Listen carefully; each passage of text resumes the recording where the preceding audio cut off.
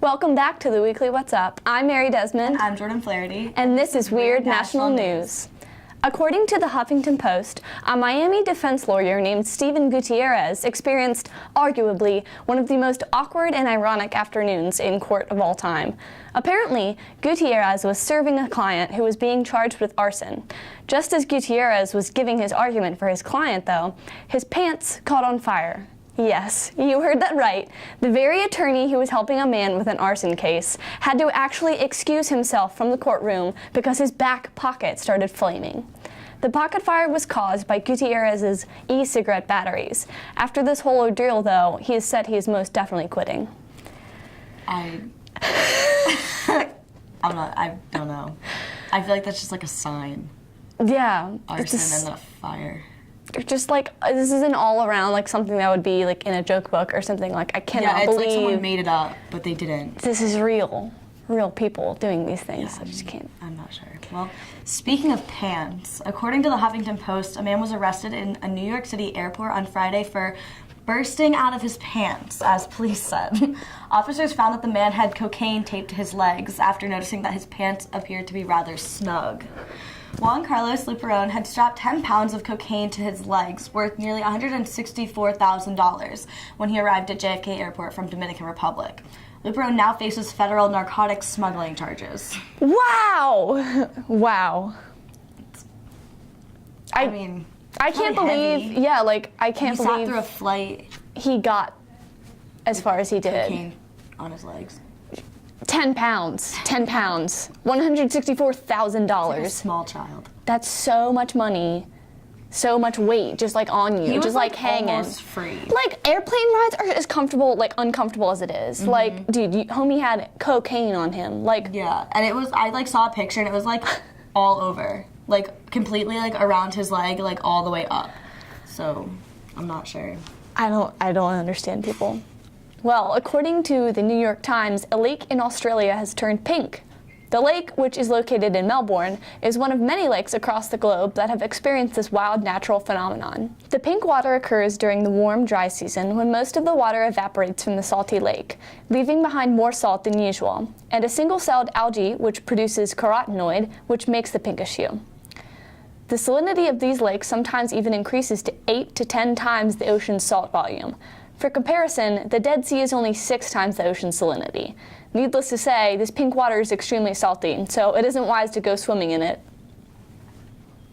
I feel like I'd go in it. I feel like this is every like basic white girl's dream. Yeah, like, oh my Victoria's gosh. Secret pink. Oh my gosh. Like in this real lake. Oh no, the water's toxic, don't go there. No, I just need a picture. Oh, you like Victoria's Secret pink? Well, have you ever swum in a pink lake? I just need one picture. I feel like if it's like colored, I'm more likely to go in there. I just wish it wasn't I feel so like oh, it's pink, like that's probably not normal. I should probably leave. I'm like, no, I should probably go in. Jump in it, take cute pictures with Right. it. But like this stuff could probably like melt your your eyes. Your skin's melting off, but it's fine because you have a picture disgusting. for Instagram. So. It's fine. I'm fine. According to the Huffington Post, a woman pulls a gun on another woman in the drop-off line at their children's elementary school in Deer Park, Texas. Neither women are named, but apparently an angry mother got out of her car to confront another woman about her dangerous driving in a school zone. The woman responded by pulling out a gun. Both women's children were in their respective cars at the time. No one was injured and the gun was not fired. Police were called, but no arrests were made, and the vice principal of Deer Park Elementary School, Lisa McLaughlin, wrote a letter to the parents of all the children enrolled in the school following the incident. She basically turned it into like a lesson for everyone. This is the most absurd thing. Like, y'all are adults. Y'all are But like elementary school. I really. That's like what, like third, fourth? Like what third, are fourth grade? What are those children There's gonna think? 9-year-olds running around and you're holding a gun. The definition of petty. That's like being way too dramatic. Like, honey, no, you're We being teach our so kids, extra. Yeah, if someone confronts you, just shoot them. So aggressive. You do not need to be that aggressive. Like, what do you like? Keep that in your glove compartment just in case. I don't like even- McDonald's like skips out on your nuggets. You just whip out your gun. stop. Oh my God. Where are my nuggets? Oh my God. Oh. Wow. That was good. Well, folks, That sums up this week's episode of Weird National News, but when we come back, we will have Alec Holcomb and Alex Preston with Get Woke Weekly, so stay tuned.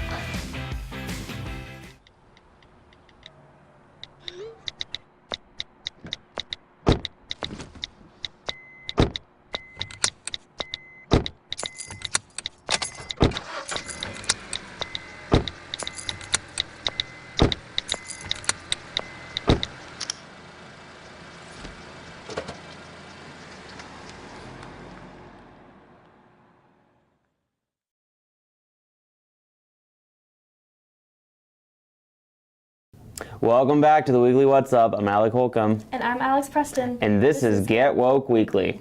For this week's episode, we are first going to start by looking into a big conspiracy theory involving Disney. Apparently, all of their Pixar movies are connected through a weird chronicle string of events. Before we get started, though, there will be some spoilers, and secondly, there's a lot of information about this theory, most of which we won't be able to cover in this video. If you want more information, click on the link below, I don't know, somewhere here, to see the website completely dedicated to the subject. Now, the best summary I can give starts with the film Brave. The magic that is used to turn Merida's mother into a bear, the Will-o'-the-Wisp, is the main reason animals and inanimate objects can act like humans.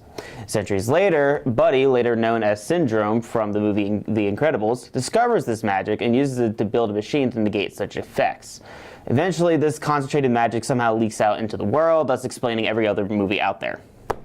So what do you think about this? I've heard this theory before, and I think it's really interesting, because it's kind of like if you watch some of the Disney movies, you can see like other characters in the Disney movies. Yeah, like those like little Easter eggs. Mm-hmm. Yeah. So it makes sense that they're all like somehow connected. I like to think that it would be all connected together. Although there's a few holes in this series. I don't know, because on the website, they only have the Pixar movies from like 2013 onwards, and they're missing a few movies. I mean, yeah, it's a really cool theory, but I mean, it's a theory. Pixar is not going to come out and say, yeah, all the movies are connected. But it's a good perspective. It's nice to think that they would be. Yeah, but if you thought that was crazy, it gets more intense. So everyone remembers Boo from Monsters Incorporated, right? Apparently later she grew up to be a time traveler, and she uses this exact magic to time travel between these movies in her attempt to find Sully, or Kitten, or Kitty, something like that. I don't know. I haven't seen that movie in such a long time. This is supposed to explain every Easter egg found in these movies as her careless mistakes. The evidence, she's the witch in Brave. It all kind of connects back together. I don't know. That's a little bit more crazy than the one before. Yeah, I don't know how I feel about this movie. Like, I for the evidence they showed for it, they put up screenshots, and one of them, the witch in the movie has a carving of the pizza I've seen truck. that one. Yeah, the pizza truck, and then there's apparently off to a side a carving of Sully in the side. So they think that the witch is actually Boo, and she's figured out a way to time travel and try to find Sully, which is kind of crazy and kind of makes sense. I don't know. What do you think? It's kind of hard to believe that she'd become a time traveler. Like, even that for Disney is a bit of a stretch. Yeah, I don't know about this. I was believing it more and more when I first read it, and then the whole Boo thing. I get that you're supposed to connect the theory, all make it full circle, but that's pushing it just a little too much. Yeah. As I'm sure you all know, March Madness is upon us, and in this case, you thought that sports were excluded from the sorry. No, you're all good. You're all good. Yeah. Okay. As I'm sure you all know, March Madness is upon us, and in this case, you thought that sports were excluded from the conspiracy theory realm. You were wrong. The frozen envelope theory was developed after the 1985 NBA draft, when Patrick Ewing was chosen to play for the New York Knicks. The theory suggests that the Georgetown University player only got the gig because the entire draw was rigged. Apparently, the envelope which had Ewing's name in it had been put in a freezer overnight so that it could be significantly cooler than the rest of the envelopes, so that when the NBA chief David Stern reached into the bowl, he knew exactly which one was Ewing's. Crazy stuff, even in the sports world. So, what do you think? who would do that? Like, I'm gonna be honest, that is Kinda just smart. It's smart, but it's also kind of crazy. It's borderline. It's in that gray area. Like it makes sense, but couldn't you? Oh, I couldn't even think of a way to cheat out of that. But I don't know. I just feel like that would be. You couldn't prove that theory. Yeah. Only if It was like still cold somehow. If you checked it like right away. Yeah, I mean, yeah, I got, yeah, But that like would make years sense. later, you'd never know. Yeah, it'd have to be immediate thing, or you would have to check videotapes for people going into freezers and putting envelopes in there. I don't know. This one sounds a little weird. I don't believe it, but it's possible. Yeah. It could happen. There's some It's- crazy stuff in sports. I guess so. Yeah, just like March Madness. Exactly. Well, that's all we have for this week. But stay tuned, because up next we have Gretchen Kernbach and Tatiana Kondrashall. To Maddie, congrats on paying off all those student loans. Finally, right? How'd you manage that anyway? I started tracking my spending, changed a couple of habits. Wow, I'm kind of living paycheck to paycheck right now. I don't even know how I'm doing it. Well, have you tried saving a little? I want to, but where's that money gonna come from? Bill collectors, they're the worst. Am I right? When it comes to financial stability, don't get left behind. Not home. Get tools and tips for saving at feedthepig.org. Welcome back to the weekly What's Up. I'm Gretchen Kernbach. And I'm Tatiana Kondrashall. And this is Fact or Fiction. Every week, we report on big news events ranging in topic. However, not all stories are necessarily true. It is your job to guess if our report is fact or fiction. And don't worry about being kept in the dark, because we will tell you which is actually true or false. On March 10th, it was announced that Beyonce's soon-to-be-born twins are boys. An inside source says Beyonce and Jay-Z are beyond excited for the delivery of the boys in May. One will be named after Beyonce's father, Matthew, and the second baby's name is still undecided. The boys are expected to be delivered at the same hospital their older sister, Blue Ivy, was delivered in Lenox Hill, New York. Guess you'll have to wait till May to see the cute baby pics. So, do you think it's fact or fiction? I'm not sure. This one is hard because, just gender of babies is so up in the air and it can be anything. But I remember in the song Shining that just came out, that's DJ Khaled, Beyonce, and Jay-Z. Jay-Z raps about wanting to have a boy and a girl. So, I don't know. I feel like this is like fiction. What is it? It's fiction. They haven't been announced yet, but I think that Beyonce's father kind of hinted to one being a boy, but they still haven't been announced yet. But they are being delivered in May. Okay, so that'll be very soon, actually, and then we'll finally figure it out. But I know celebrities usually keep their baby news, like, on the down low. But you think one of them is at least a boy? Yeah, I mean, it'd be kind of cool if they were both boys. I mean, she has one girl already, but yeah, I would think 2 boys would be exciting. No, I guess we'll all see in May then. Well, Arnold Schwarzenegger has announced that he plans to run against Donald Trump for the 2020 presidency. The former California governor has decided to change political parties in order to oppose Trump. Sources say he will start his campaign as early as 2018, just to gather a giant following to take down Trump. And if this doesn't work, Schwarzenegger will not give up. His eyes remain on the Senate. He will literally do anything to take Trump down at this point. Well, has Trump responded to this announcement yet? No, but I predict he will release a statement in the upcoming week. So what do you think about Schwarzenegger? You think he's actually going to run, or this is just fiction? I also kind of mixed on this story because I feel like I've heard in the past that this is a thing, but then it also sounds so fake that it shouldn't be real. It just sounds crazy to me that he'd be running, but I feel like I've heard it. But maybe it's just me imagining things. Well, this is actually fiction. I think what makes this the most untrue is that Schwarzenegger is part of the Republican Party, so if anything, he... I don't think he would change parties to run for president, but I have heard rumors that he has his eyes on other offices. I don't know if it's the Senate or different. I don't even know what offices there are, to be honest. I don't know politics that well. But Yeah. I think Schwarzenegger might be trying to get back into the political life, but not running for president. That's probably just where I saw like his name like up running for something. So it probably wasn't presidency, but Yeah, definitely. I don't think so. All right, and then as for former First Lady Michelle Obama wrote the star of ABC's show Blackish, Yara Sahidi, a college recommendation letter this week. With such an esteemed recommendation as this, I would be surprised if Yara didn't get into her first choice school. The pair met at Glamour's International Day of the Girl event this past October when Yara went to speak on behalf of her organization called Yara's Club. It is said she is mainly applying to Ivy League schools in hopes of It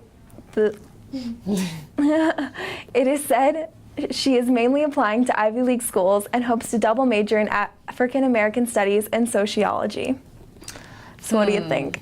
I think this is true. I know Michelle Obama is a really big advocate for women and for African American rights, but what is it? It is true, which I think is insane. Like, she will definitely get into any college she wants. She said her top choice is Harvard, so I would highly doubt she wouldn't get in. She's on a TV show. Like, Michelle Obama wrote her a freaking letter. So is she gonna leave the show to go to college, or is this like a grad school kind of thing? I don't think it's stated yet, because I think she also may have applied to some schools in California. They were like really vague on which ones she applied to in the article. So she could still be on the show, but as for right now, I don't think anyone really knows. I think this is really recent news that Michelle Obama had written her a letter. I think that's amazing. I wish Michelle Obama would write me a letter to go work somewhere. I know. I could have used it. I would get in like so fast. I'd just be like, all right, thanks. Well, it is time for March Madness. The season is finally upon us, and we know that our own Hokies are going to be playing in the tournament because we have received our first bid in almost a decade as the number 9 seed in the East Conference.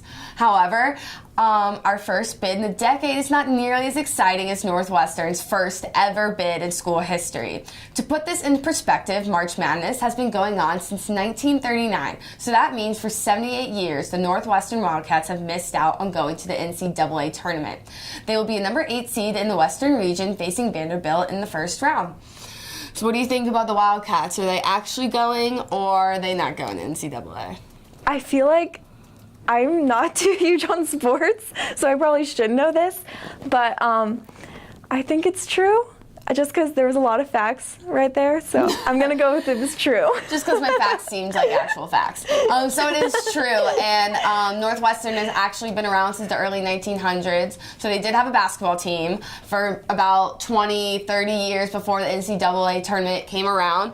But yeah, 1939 and 2017, that whole 78-year gap, Northwestern has never been to the March Madness tournament. So that makes me think, well, are they just going to blow it? Like, have they sucked for all these 78 years? Or are they, is it going to be like an underdog story? Because Vanderbilt, I believe, is the number 9 seed. I'm not too sure. But I don't know. I haven't heard anything good about Vanderbilt, so, maybe Northwestern can pull out a few rounds and be a little bit of a Cinderella story this year. That'd be exciting. I think that'd be really cool for them. So maybe, low-key, besides rooting for Virginia Tech, I'll, watch Northwestern and hope a little bit for them. Yeah. But, we're all rooting for our Hokies, so I can't root too much for the other teams. Well, folks, that sums up this week's Fact or Fiction, but, as always, stay tuned for more Weekly What's Up next week. Weekly, so stay tuned. Okay, I wanted to say, I was like... Am I saying to the Weekly What's Up or Yeah, to it's the Weekly What's Up? Oh, wow. I don't know what to do with it anymore. I showered today, so it's really good. That's good. That's good. Nice. The magic that is used to turn Merelda? Here it is. Or we can just be... God, my hair is ratchet! Welcome to the club. Like, what? What's the name? No, my thoughts this morning, I was like, do I need to take a shower? We have filming tonight, I should probably shower. Turnbach and Tatiana words. Like, I'm gonna smell disgusting, yeah. That's good. Woo, bloopers. Merelda? Here it is. Merida. I've never seen Brave. I'm so sorry. It's Merida. I haven't done a blooper. We haven't done like a good blooper segment. So yeah. We're too good. That's I know. We're too. Make sure my butt looks good. Make sure my butt looks good. Make sure my butt looks good. This is still a good